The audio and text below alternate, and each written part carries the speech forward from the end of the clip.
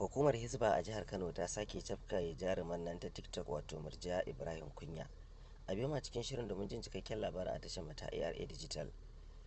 A safiyar wannan rana ne dai aka samu labarin cafke jarumar TikTok din nan wato Murja Kunya, wadda al'umma da dama suke ta kai korafinsu game da yadda hukumar Hisba ta girmama ta, domin kuwa waccan gaita da aka yi mata al'umma suna ganin kamar ƙara mata daraja aka yi, saboda daga wannan lokacin al'amarin nata ma sai ya ƙara ci gaba.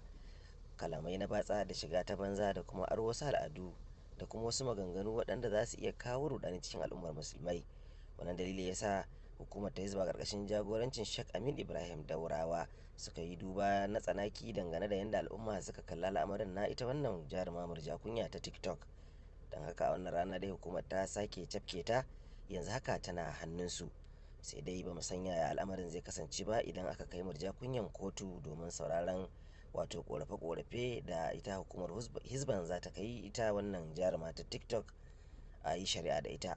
To a biyu ma cikin shiri na gaba domin jin yadda damarwar za ta kasance da kuma yadda shari'ar Murja Kunyan za ta kasance a tashar mata ARA Digital. Wassalamu alaikum wa rahmatullah.